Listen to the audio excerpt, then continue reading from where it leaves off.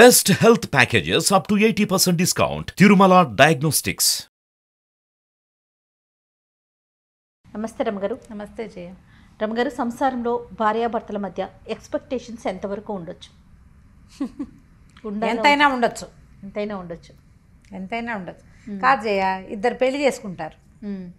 ఎందుకు చేసుకుంటారు పెళ్ళి? ఎక్స్పెక్టేషనే కదా. కదా, ఇప్పుడు మన పాతకాల పద్ధతి వివాహ వ్యవస్థ ఇవాళది నిన్నటిది మొన్నటిది కాదు. అప్పటిదో ఆడవాళ్ళకి ఒక రక్షణ, మగవాళ్ళకి ఆడవాళ్ళ రక్షణ భద్రత, మగవాళ్ళకి ఒక ఆసరా. ఇది సాధారణమైనది.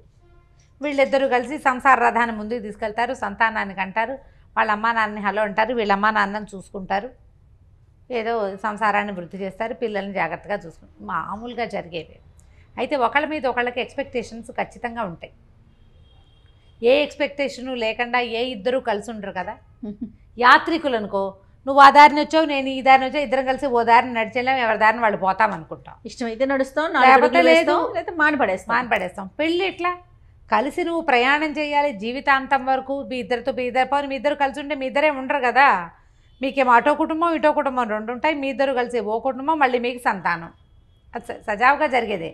ఇప్పుడు ఇదంతా గోల లేకుండా జరిగిన నాళ్ళు బాగానే ఉంటుంది. ఎవరికి ఎక్కువ ఎక్స్పెక్టేషన్స్ ఉన్నా ఇబ్బంది. అసలు లేకపోతే ఇంకా నువ్వు కలిసి ఉండటంలో అర్థమే లేదు.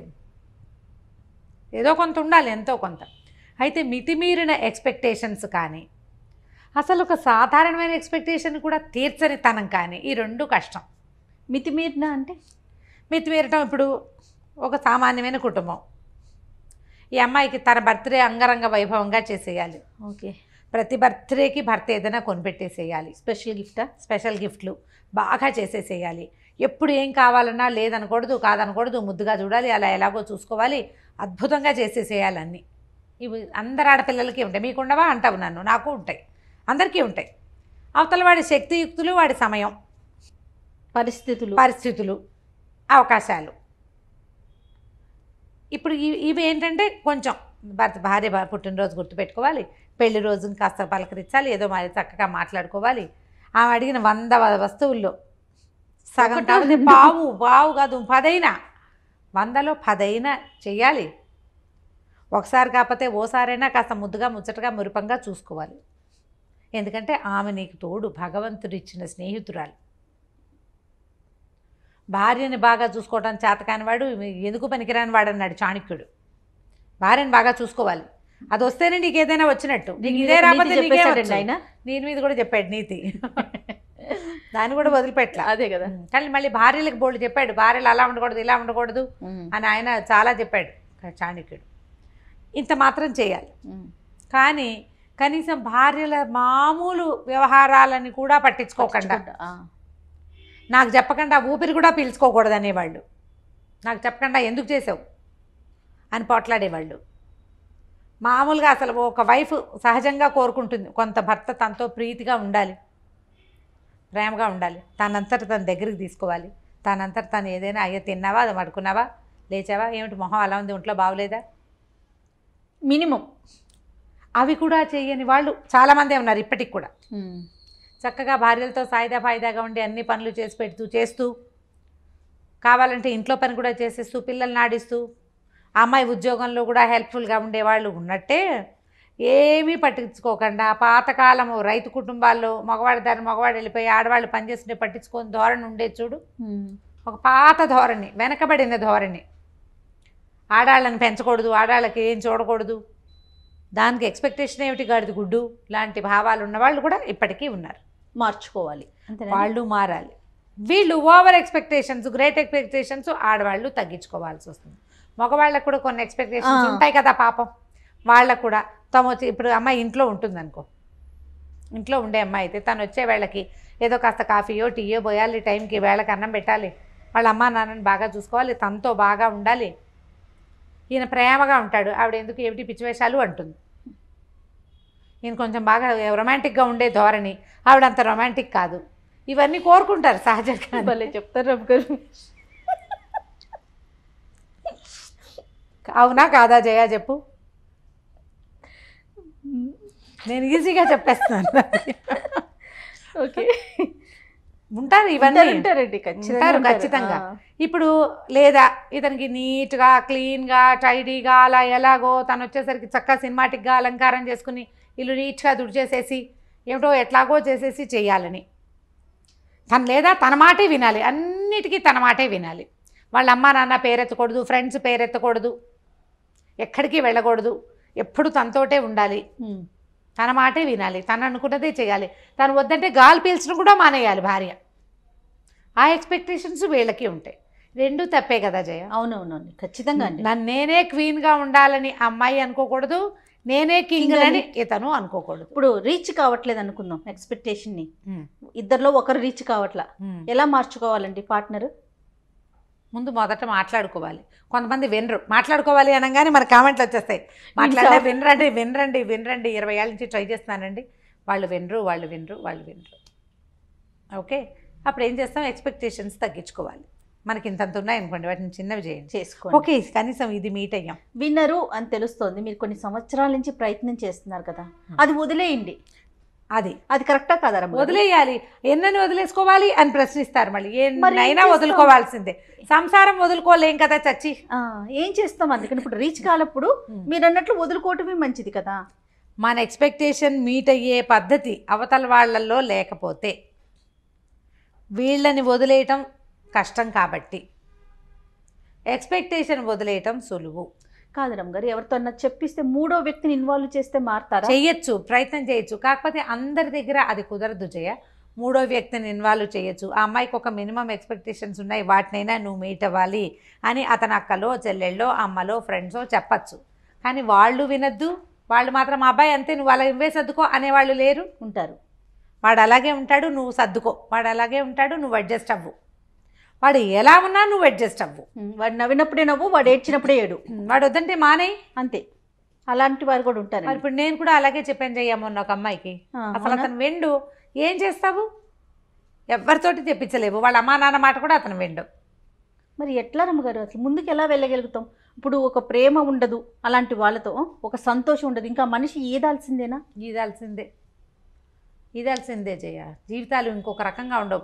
ఈదకుండా ఈత మానేసి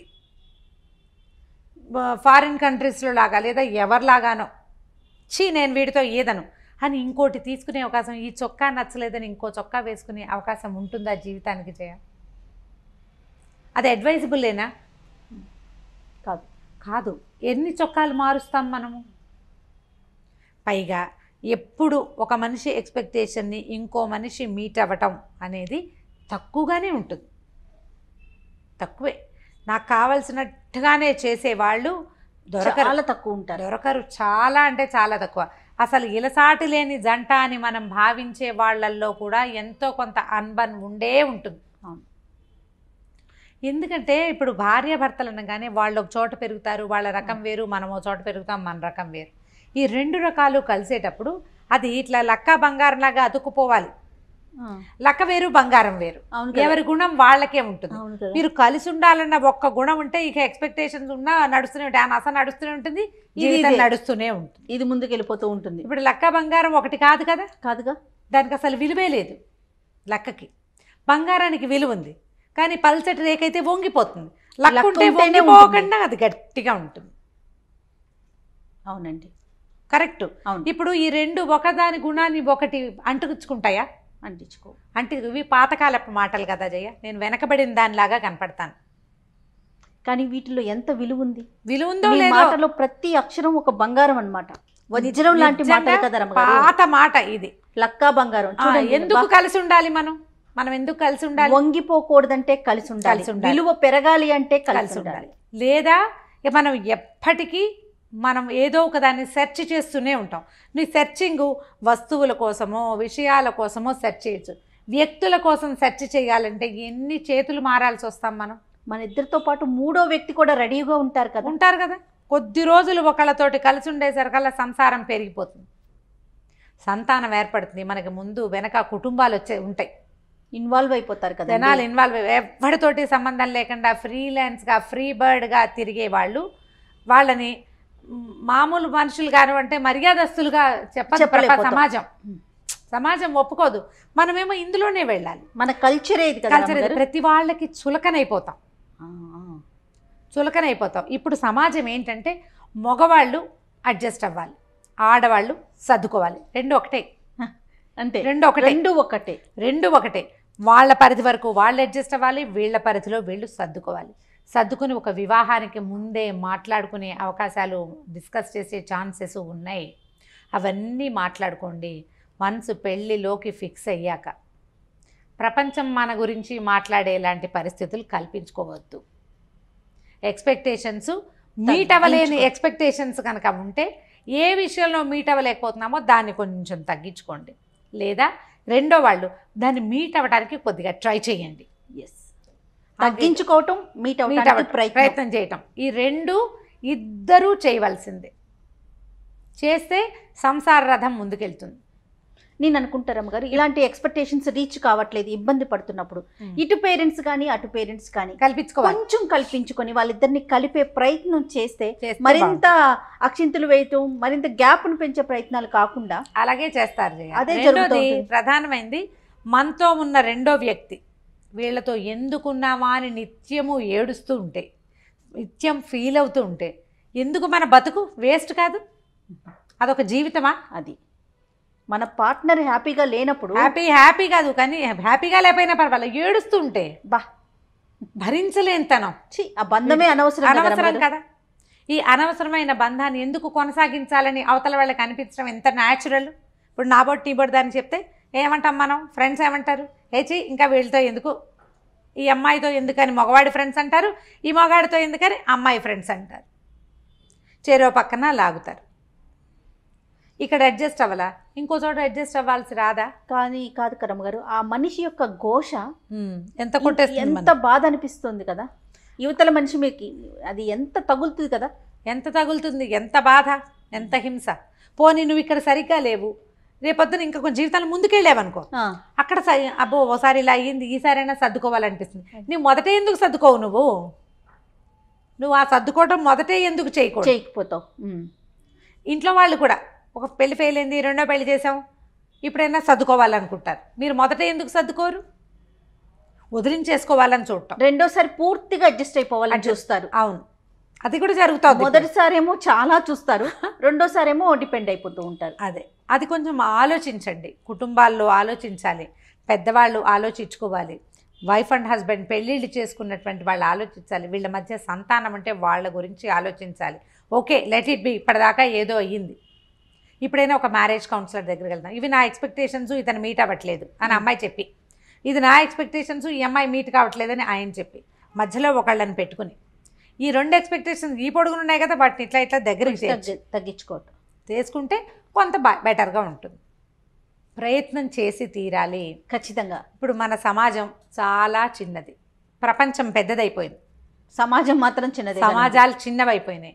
ఈ చిన్నవైన సమాజాల్లో మనకి భగవంతుడు తోడుగా ఇచ్చిన ఒక పెళ్ళితో ఇచ్చిన వ్యక్తిని చెడగొట్టుకోవద్దు. వాళ్ళంతా చేసుకోవట్లేదా రెండో పెళ్ళి, మూడో పెళ్ళి, 36వ పెళ్ళి అంటే మరి వాళ్ళ పిల్లల జీవితాలు ఎలా ఉన్నాయో ఒకసారి చూడండి. అంతే కదా.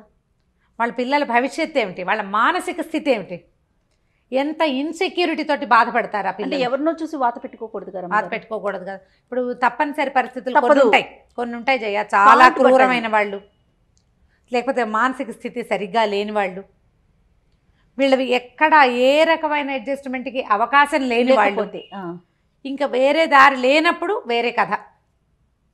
అడ్జస్ట్ అయితే సరిపోతుంది అనిపించినప్పుడు మాత్రం, మీకు అనిపించదు అడ్జస్ట్ అయితే సరిపోతుంది, మీ ఫ్రెండ్స్, మీ కలీగ్స్, మీ పేరెంట్స్ నువ్వు కాస్త తగ్గు అని చెప్తే తగ్గిపోండి. ఎక్కడ తగ్గాలో ఆలోచించుకోండి. ఎస్, ఇది కాదు ఇది తగ్గినా కూడా ఏమీ పొసగదు అంటే ఇక చేయగలిగేది ఏమీ లేదు. అందరి దారే గోదారి, మన దిగును తప్పదు కదా. అంతేకా. కానీ అడ్జస్ట్మెంట్ అయితే సరిపోతుంది అని అనుకున్న విషయాల్లో కొంచెం తగ్గించండి, కొంచెం పెంచండి, మొత్తానికి సర్దుకుని ఉండండి. అంతే. అంతే. సూపర్. నమస్తే. నమస్తే చెయ్యి.